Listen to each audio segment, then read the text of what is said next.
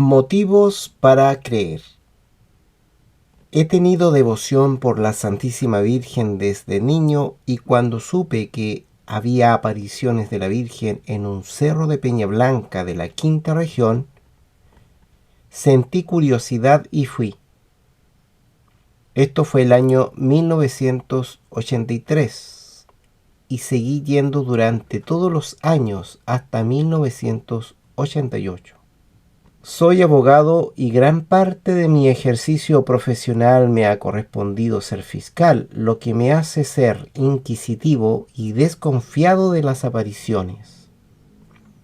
Me gusta comprobar y tomar posición tras descartar las posibilidades improbables y por lo tanto creo que cuando llego a una convicción es respaldada por pruebas. La primera vez que fui a Peña Blanca fuimos con mi señora, invitado por doña Chepita Segers de Rojas, señora de gran fe por quien sentíamos entrañable cariño, e integrábamos un grupo de oración.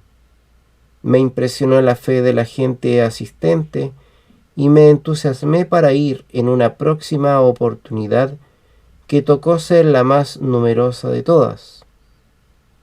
Por haber sido de ejército, siento predilección por la Virgen del Carmen, Reina de Chile, patrona de las Fuerzas Armadas y generala del ejército. Partí en esa ocasión en peregrinación y con el propósito de prometerle a la Virgen del Carmen hacer una guardia real en su honor, que difundiera el rezo del rosario a nivel nacional, y pensaba que si ella estaba realmente allí me podría dar una señal, y así se lo pedí. Al llegar ese día al cerro con mi familia, no me pude estacionar donde yo quería. Había una gran cantidad de vehículos y qué decir de personas.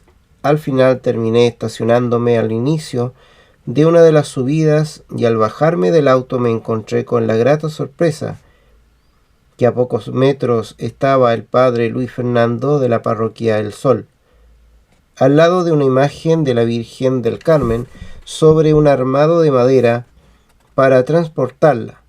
Me acerqué a saludarlo y él me preguntó: ¿viene usted a integrar la guardia de la Virgen del Carmen?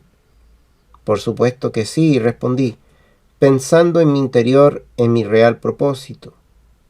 Y partimos arriba al cerro con el resto de los voluntarios que tuvimos el honor de transportarla.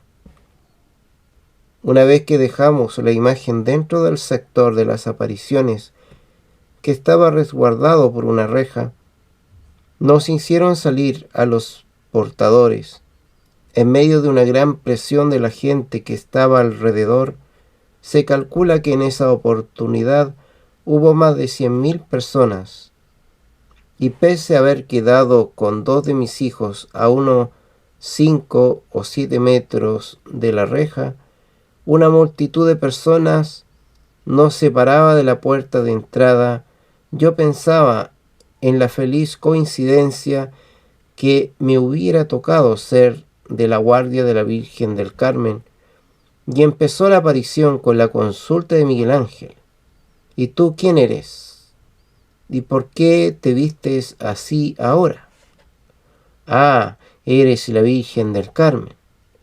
Y se desarrolló una conversación en que se le explicaba a Miguel Ángel que ella era la reina de Chile y continuó: yo estaba muy sorprendido de tanta coincidencia. Sería innumerable relatar todas las coincidencias que se habían dado subiendo al cerro y a cada una que ocurría. Le buscaba explicación racional, lógica, y me volvía a ocurrir otra. Y tomé confianza, haciendo preguntas en mi mente que iban siendo contestadas, y con todo lo que me había pasado era como para que hubiera creído y punto. Pero como dije antes, estoy acostumbrado a desconfiar y dije en mente: señora, si tú estás realmente aquí, te pido que nos des un mensaje a los que hacemos peregrinación a Los Vázquez. Durante algunos años fuimos en peregrinación a Los Vázquez desde la parroquia San Nicolás de Bari de Villa Alemana, personas de círculos académicos universitarios, ejército y marina. Miguel Ángel estaba en éxtasis y se levantó en ese instante y dijo en voz alta: «Dice la señora que hagamos en este instante una procesión a la parroquia San Nicolás de Bari».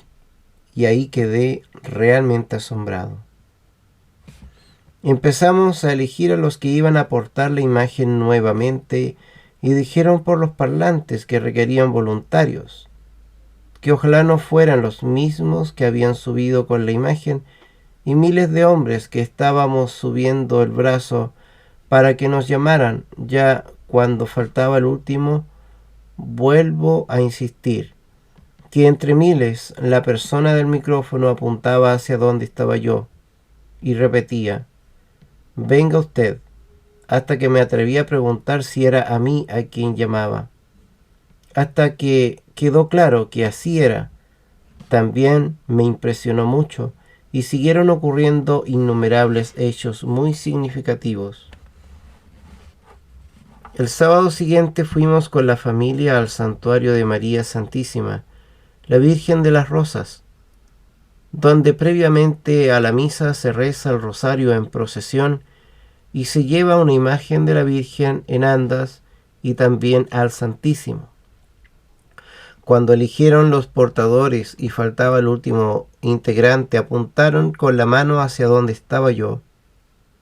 En mi interior había estado pensando que todo lo que me había pasado era solo coincidencia y que esto de andar pensando que la Virgen lo llamaba a uno o le daba mensajes era de una vanidad y una tontera sin límites, y por lo tanto me puse a mirar para otro lado.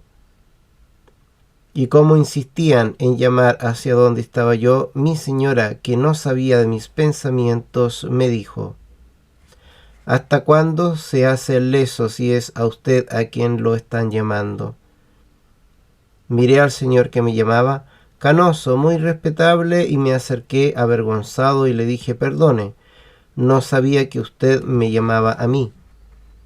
Y él me respondió: «No soy yo el que lo llama, es la Santísima Virgen».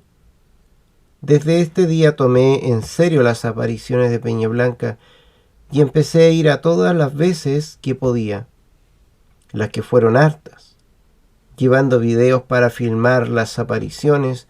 Creo que son más de 20 videos en total los que filmé.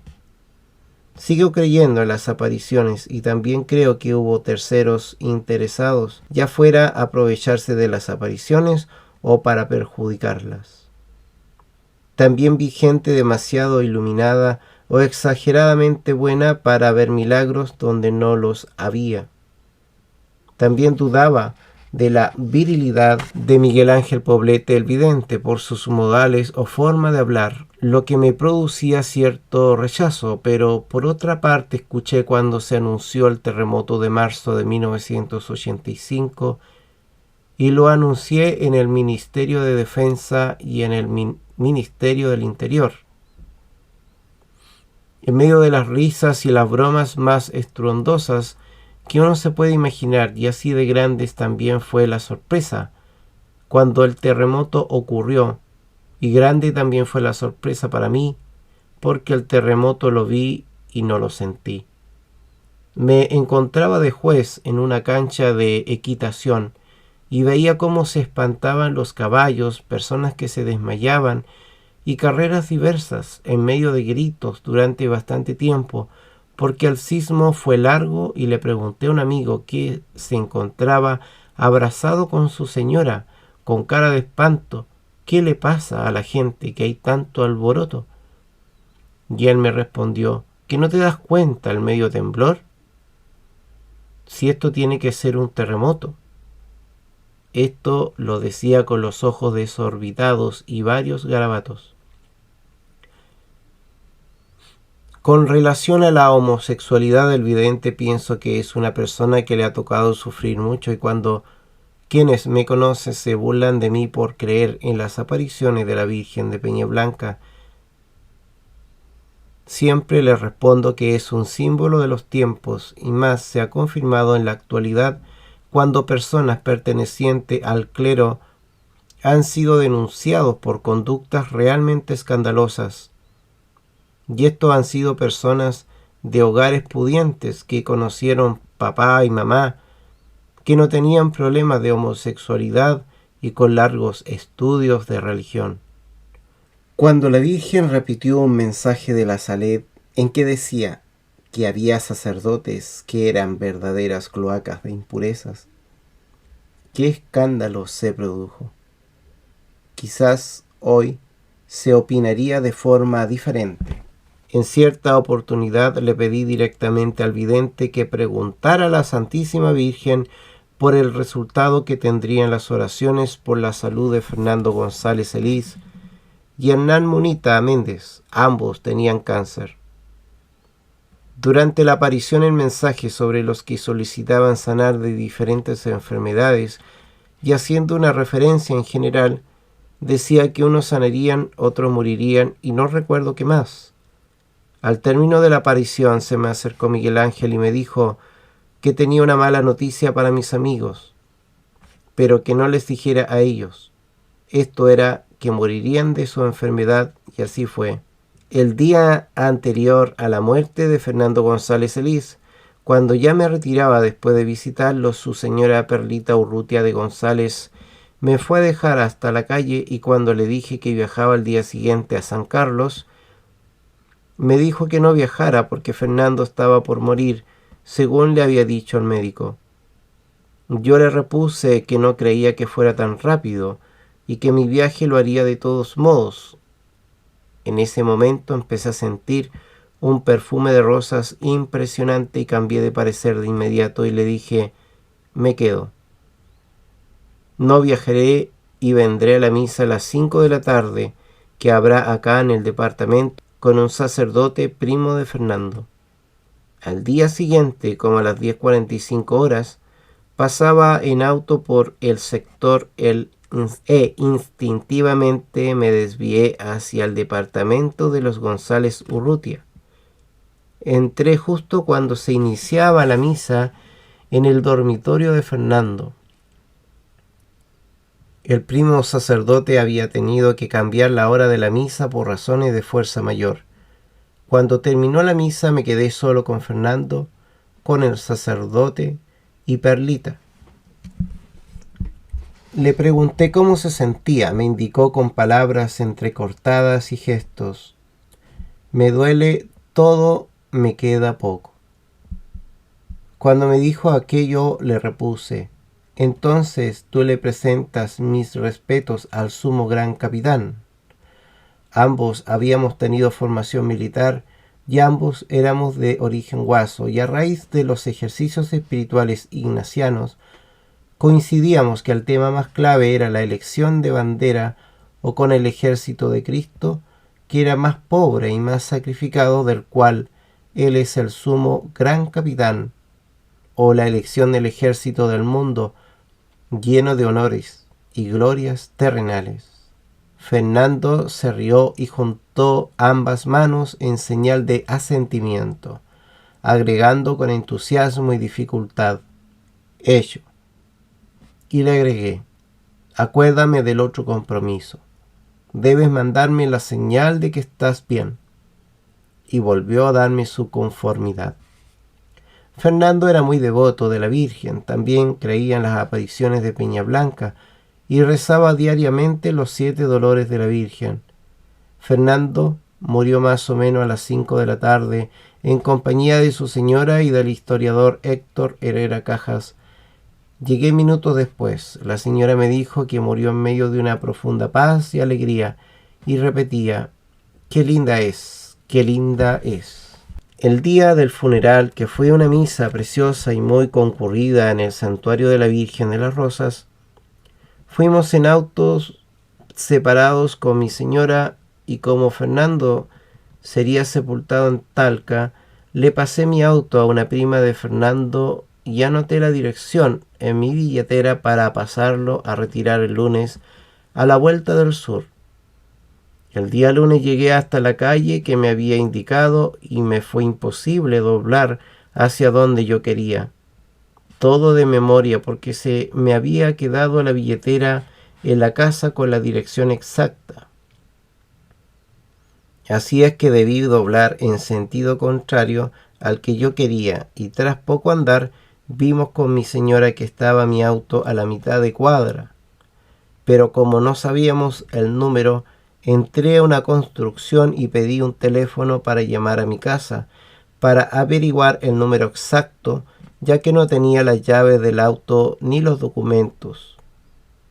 Me autorizaron y entré a una bodega llena de cemento y fierros, y cuando voy a levantar el teléfono siento el perfume de rosas y pensé, ya está todo arreglado por ella. Y salí con confianza. Al lado del auto estaba mi señora conversando con Perlita Urrutia de González. Ahí le conté a Perlita que no había viajado a San Carlos, y como ahora había sabido que estaba todo arreglado, después quedamos de encontrarnos en el departamento para juntar papeles para los trámites de rigor. Y nos encontramos a la hora indicada, 6 horas. Cuando llegué, estaba la prima a la que había dejado el auto llorando fuertemente. Ella me abrió la puerta y la reprendí diciéndole que no llorara tanto, que se mantuviera fuerte porque iba a bajonear a la pobre Perlita. Ella me contestó, Mario, tú no sabes lo que ha pasado. En el momento que Perla me mostró el espacio donde Fernando tenía la imagen de la Virgen, he sentido un perfume de rosas indescriptibles. Y es tan impresionante que desde ese momento no he parado de llorar. Ya hace como 20 años que no voy a misa, pero me doy cuenta claramente que lo que he sentido es de origen sobrenatural.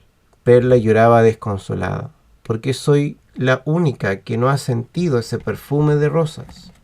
Y le repuse que era el mensaje de Fernando, que estaba bien, y que si lo hubiera sentido ella se podría haber entendido como una sugestión en su dolor de viuda. En otra oportunidad subimos al cerro con Fernando González y Mario, el cual había estado bastante tiempo cesante, y yo le había dicho que le pidiera trabajo a la Virgen y yo le trataría de ayudar. Así ocurrió y partió el cerro a darle gracias a la Virgen. En el auto de él y con la benzina puesta por nosotros, porque él no tenía ni un peso, debe haber sido 8 de diciembre, porque tuvimos que irnos por la Panamericana Norte y llegamos muy amargados con Fernando porque no habíamos alcanzado a rezar el rosario en el cerro. Y además teníamos la intención de llevar a la Virgen cerro arriba. Llegamos y a los 5 minutos se acabó la aparición y se fue toda la gente, y unos jóvenes nos pidieron si podíamos ayudar a bajar con la imagen de la Virgen, a lo cual contestamos que felices, y partimos cerro abajo y nos tocó rezar el rosario completo. Se nos cumplió todo lo que queríamos. Mario debió bajar por su cuenta en auto, y cuando nos encontramos abajo estaba muy pensativo y le preguntamos qué era lo que le pasaba, si estaba muy aburrido. Contestó, para nada, estoy impresionadísimo. Cuando me iba a subir al auto vi una vieja solita y muy bonita, y me conmovió de verla a sus años sola, y me dije si quería que la bajara en el auto, y nos vimos juntos. Y le conté mi historia, que andaba dándole las gracias a la Virgen porque había encontrado trabajo. Ella me dijo, yo también ando en lo mismo, vine la otra vez a pedirle un regalo para poder dar algo a Jesús, porque yo no tengo ni para comprar una vela, soy sola, y hoy día vine a darle las gracias porque mi hija única que vivía conmigo se ha ido de Carmelita descalza. Estoy feliz con el regalo que he podido hacer. Con todas estas experiencias volvimos a Santiago por la variante Lo Orozco. Y apenas iniciamos el camino de regreso, se nos apagaron totalmente las luces del auto y nos pusimos a pedir socorro a la patrona.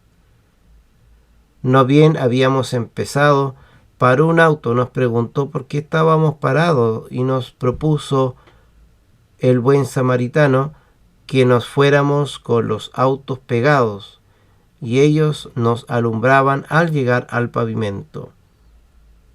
Buscó entre sus herramientas y encontró un fusible que le hizo perfecto al Brasilia de Mario, el cual ya ni hablaba, estaba muy emocionado. Una tarde en que había una aparición en pleno invierno, mientras voy subiendo en auto, pienso que como yo subo en auto y llego a la hora justa sin esfuerzo, y llegando al cerco la gente me abre paso sin que nadie diga nada. Esa tarde llegué y nadie me dio paso, ni aun pidiendo permiso. En otra ocasión estoy con la cámara, dentro del cerco de las apariciones, y pienso, a lo mejor esto es solo hipnosis, y yo perdiendo tiempo y dinero como un tonto parado aquí. Miguel Ángel está en éxtasis y dice: la señora pide que los que estén dentro del cerco se acerquen a mi cabeza. Él estaba hincado, había muy pocas personas. Yo solamente recuerdo al padre Contardo y Jorge Aravena, y Jorge me ayudaba a sostener la lámpara porque era de noche. Mientras yo filmaba y en medio de mi profunda sorpresa vi cómo se le agrandaban los poros del cuero cabelludo y le empezaba a brotar sangre. Fue tal mi impresión que para filmar bien le había quitado la lámpara a Jorge y con la mano izquierda alumbraba, y le acerqué tanto la lámpara al pelo del vidente que se empezó a chamuscar. En la aparición siguiente pensé: esto pasó por mi falta de fe. Son tantas las cosas que he visto y sigo desconfiando. Después de este tapabocas, no soy digno de estar dentro del cerco. No debería entrar nunca más. Miguel Ángel está en éxtasis y repentinamente se para y se va derecho a donde estoy y dándome la mano me dice: que la paz sea contigo. Creo que los últimos 2 años de las apariciones, en todas las que asistí, sentí el perfume de rosas y nunca sabía en qué momento lo iba a sentir, si al inicio, durante o al final de la aparición, dentro o fuera del cerco.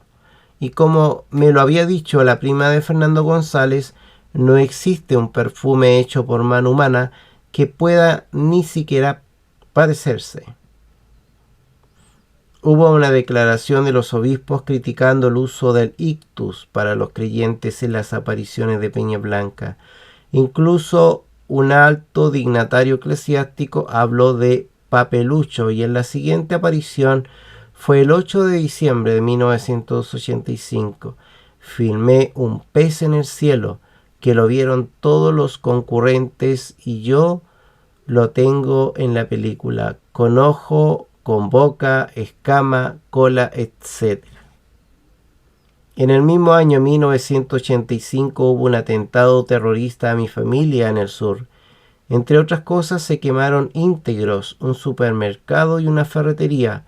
A uno de mis hermanos que vivía encima de la ferretería se le incendió el departamento, de tal forma que hasta se licuaron las lámparas metálicas y objetos de vidrio, y en un rincón del dormitorio de una sobrina, Ana María, donde se calcula que el calor alcanzó más de 1300 grados, se encontraban intacto un pequeño mueble en el que estaba una imagen blanca de la Virgen de las Rosas, impecable, y también un rosario de plástico y una vela, benditos en el cerro de Peña Blanca, más un oso de peluche blanco, esto en medio de los fierros y los vidrios derretidos. También de esto tengo una película. Debo volver al terremoto. La Santísima Virgen pidió que el libro Yo soy el corazón inmaculado de la encarnación del Hijo de Dios, que escribió Álvaro Barros, debía salir antes de determinada fecha en febrero. No recuerdo el día, lo que sí fue inolvidable fue que el libro se hizo un poco más de una semana. Fuimos con Álvaro Barros y Fernando Hurtado a la imprenta Edimpress y el gerente Manuel José Eguiguren me dijo: si no te conociera, Mario, te diría que eres un punto suspensivo.